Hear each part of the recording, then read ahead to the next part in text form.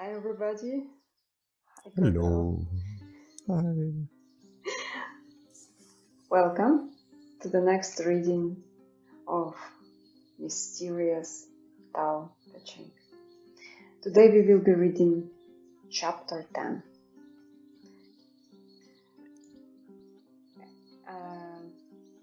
I will read the translation by J.H. MacDonald, and Cordelh will read the translation by Jim Gladfelter.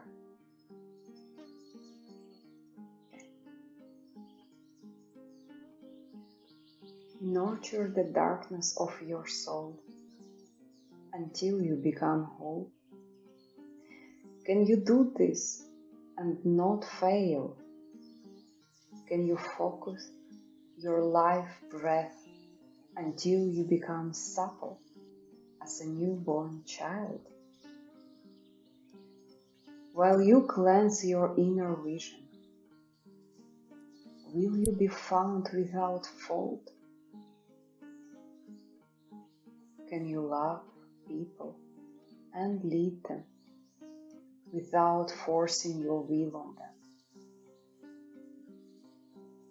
When heaven gives and takes away, can you be content with the outcome? When you understand all things, can you step back from your own understanding? Giving birth and nourishing, making without possessing, expecting nothing in return, to grow, yet not to control. This is the mysterious virtue.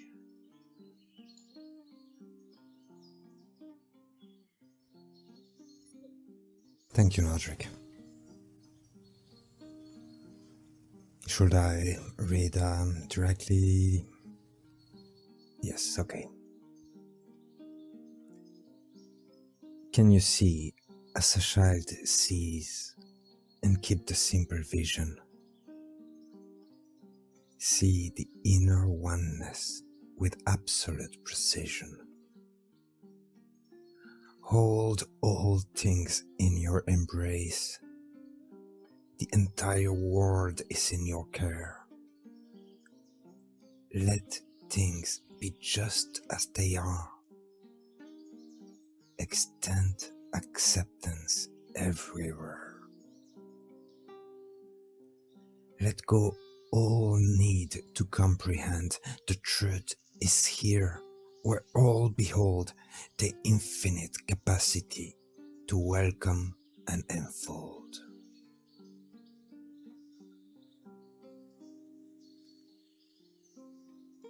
Wow. As always, excellent reading. Thank you so much.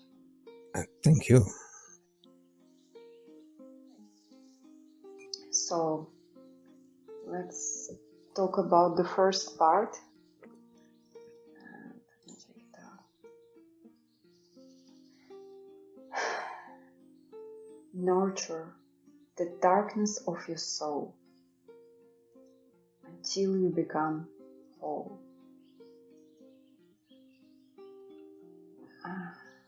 I like the translation of this part by Victor H. Mayer. He translated differently, made it clear for me. While you cultivate the soul and embrace unity, can you keep them from separating?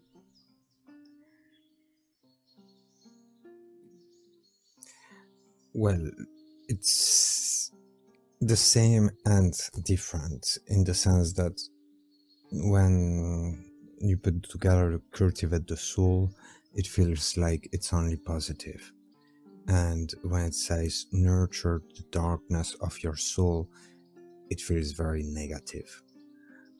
But I think the concept here is nurture the dark side of that's within your heart,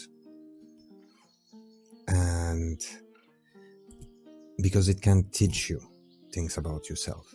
It's actually the things that you face, like the darkness within is gonna be like the big enemies that we face during our life. It's not gonna be someone that appears or some natural disaster. It's usually gonna be our own response to it, which means that instead of being ashamed of, for example, anger, and then misguiding it toward the wrong direction, one must kind of admit that there is darkness within us. It can teach us something, and it is actually that darkness that is the worst darkness out there, worse than actually the things that provoke it. I understand this part. He talks about unity, uniting yourself even with your own darkness. I think this part tells you not to reject and kind of embrace, as Victoria Chmayer translated, to embrace even the dark part, everything, and to understand that this is you, this is who you are, and be one whole person. It's a little bit like that idea of the yin and the yang, in which both sides have to coexist, otherwise there is an imbalance. And to be totally honest, it's also a little bit like Star Wars, and how the Jedi and the Republic was like almighty and defender of everything, and suddenly, because there was such a big imbalance, it crashed down. It's always about keeping the harmony, which means that one has to, accept the flaws, learn to grow with them, and at the same time, it's by facing those flaws actually that we grow, literally. Like, for example, if we have tendency to be angry, let's say, as a kid, and then we grow up as an adult that has even more tendency to be angry, that is going to be the real struggle of a person's life, to calm themselves down from that anger. Which means that to reach harmony, to reach that point in which, I can be calm, I actually have to face my anger. It needs to exist for me to become calm. That's what it's an aspect of it I think is interesting. Also. Bulgakov wrote once, "You will not enjoy light if you don't understand what shadow is." Okay. Let's go to the next part. Can you do this and not fail? Can you focus your life breath until you become supple as a newborn child? I think it's I like challenge. I like some concept of this, because the fact that there is a question in it, can you do this and not fail, implies that that failing is actually a possibility. That letting anger lead, for example, a person's life, or letting jealousy or spite or I don't know what, is a possibility. So the fact that the question is here emphasizes that, it makes it, can you actually try to reach harmony within yourself without being devoured by your own enemy, let's say, your own shadow, basically? Yeah, it sounds like a challenge. And next part. But again, you know, the fact that it implies doubt, it also implies that there is a way to surpass it. You know, it's not just all dark. Yeah. Okay. While you cleanse your inner vision, will you be found without fault? Again, while you cleanse your inner vision, will you be found without fault? Again, this implication of doubt. Yeah, of course. The implication of doubt implicates also that there is a possibility that it can succeed. You know, as with opposite perspective, in which, you know, it would be completely pessimist or completely optimist, and then, you know, it's too much of one side or the other. So it shows some balance in the thought process, you know.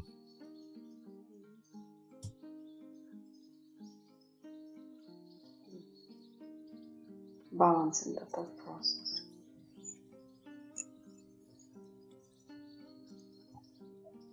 But again, can you love people and lead them without forcing your will on them?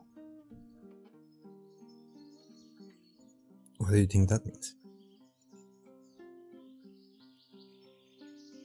Accepting people as they are, but leading them without forcing your will on them.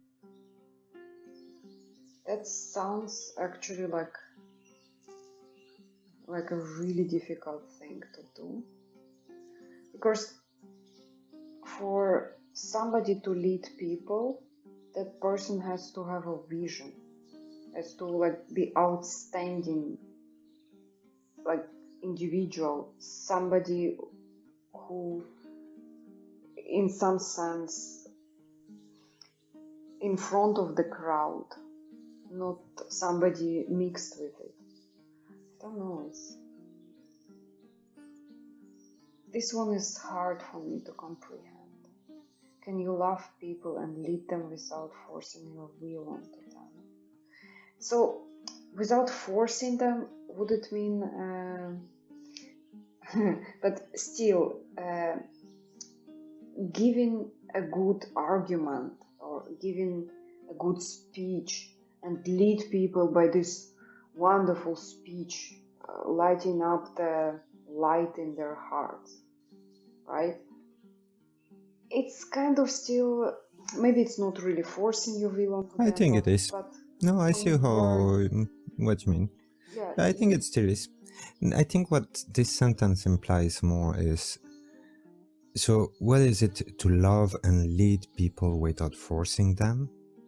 Well, forcing you will, or actually forcing them.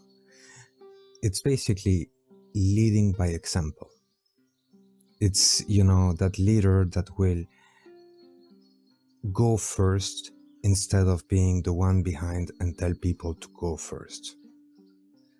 I was watching a very interesting documentary about that actually recently, veterans of the Second War, and they were explaining that one of the reasons that the Allies won was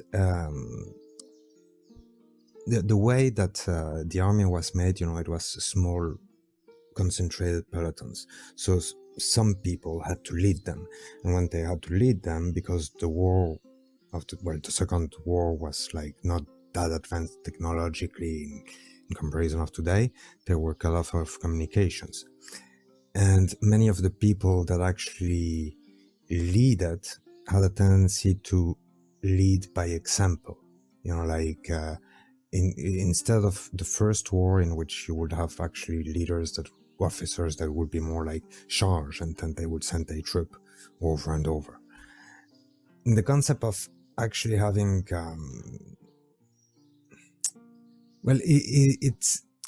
they were explaining that if you have like this little group, let's say 12 people, and that they hate, even if they don't, not they hate, but let's say they don't like each other, but they depend on each other. And then they spend 2 years in this crap place in which, it's really easy to die, it's very sickly. You get some type of attachment bond. So their leader in that example was this guy that suddenly started running through the field. Him first, without even giving the order, to take on the fire of the enemy on him and give an opportunity to his troops to backtrack. And what happened in the story, it was that when he charged, instead of having the troops backtracking, they started following him. He led by example. He didn't even have to actually say, follow me. He didn't even want them to follow him. He just charged, thought he would save as many of his men as he could, and then his men started following him. Oh, that reminded me of Forrest Gump when he started running. And people, he did not even explain himself, he just started running kind of until he stopped. Mm-hmm. With a beard and everything. And then he looks around and there is a lot of people following him. And also running. Yeah, of course. Build up ideas around his just running. That might be that. Can you actually Forrest Gump lived the Tao. When I think about it, life is not a box of chocolates. Okay. Okay. Let's move on. When heaven gives and takes away, can you be content with the outcome? Yeah. I like that one. That's a tough chapter. I like that one. It brings back the idea of accepting everything, because people believe that accepting everything is just, I say I accept everything, but that's not the truth. The truth is accepting everything is actually accepting everything that's bad, and not in the sense, admitting it's right, but in the sense looking at it and admitting it exists. That's the first step, actually, to change that that wrong from right. Yeah. It's like practicing detachment again and again. Detachment from the outcome. I had it in previous chapters a lot, actually. Okay. When you understand all things, can you step back from your own understanding? Wow, yeah. This is it's an excellent chapter. When you understand all things, can you step back from your understanding? Always look to the world with wonder. What do you think? That even the wisest person ought to sometimes listen to the most foolish person out there, and that they might actually find some wisdom, in it. That's what I think. I think that sometimes we find wisdom in places that we don't expect it, and this is basically describing that phenomenon, if, for example, let's say I'm convinced that I know about poetry and I know everything that is there to be known. Can I actually step back from that pride and that, self-absorbed perspective and see poetry through the eyes of somebody else, that perhaps has different skills, but still something to teach me? Oh, I heard lately a story by Buddha. Then when you have to cross the river So you build a raft. You build a raft, you cross the river. Would you then carry that raft with you everywhere you go? No. You just leave it there for somebody else to use it. So the same with understanding. You build up an understanding, then leave it, let it go. Next time, try to understand situation in a new way, precisely for that situation. Mm-hmm. Let go of understanding. What do you think? I think it goes well with one of the last part of Jim Gladfelter. Let go all need to comprehend the truth is here, where all behold the infinite capacity to welcome and enfold. It's that, infinite capacity to accept, to accept the fact that ultimately there is not just one truth. There are many truths out there, and the definition itself of truth is extremely complicated to define, basically.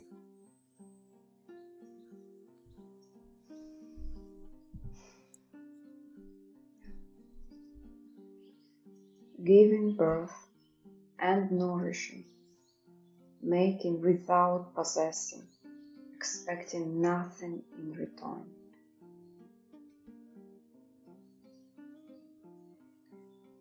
Yeah. Again, detachment from the outcome. The one from later. Mm-hmm.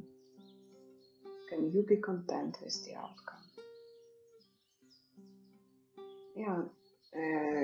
This idea of detaching yourself from outcome goes through all chapters of Tao, actually. Well, I can think about something that perhaps you can relate about.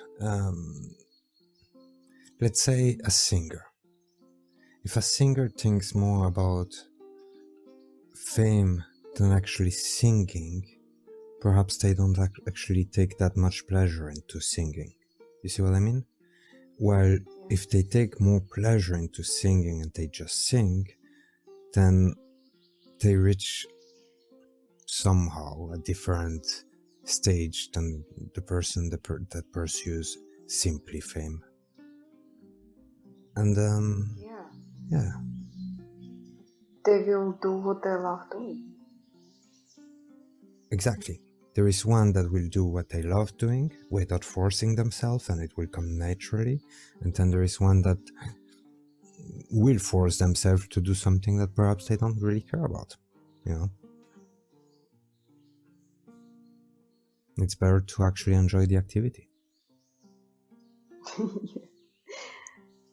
To grow, yet not to control.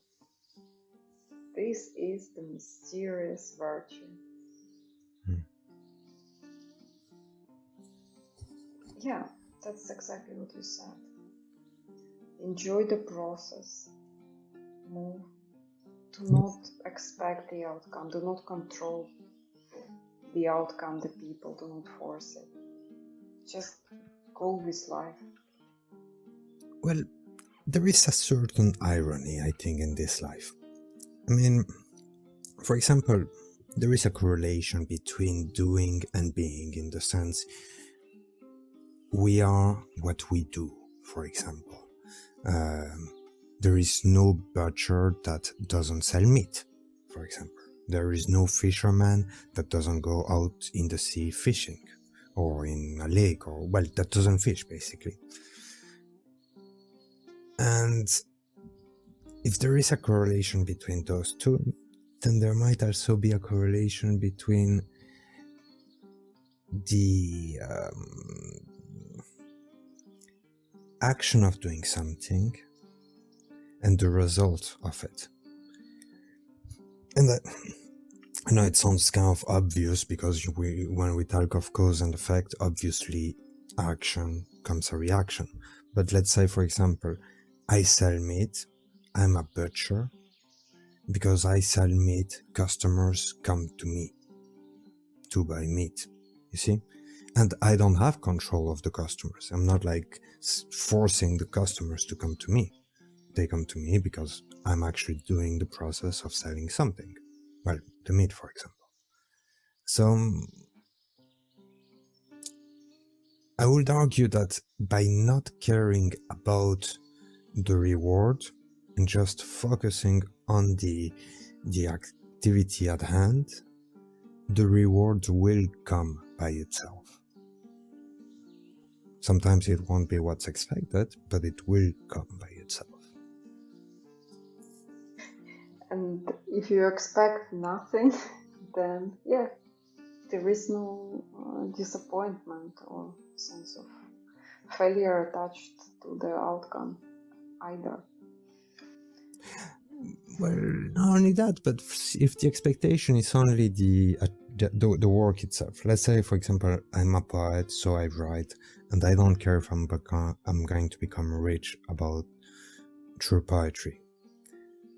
If I manage somehow to write a perfect poem without having the expectation of reaching the ability to write a perfect poem. I mean, if I reach the point in which I'm satisfied of my own work, that is actually a reward on itself, you know?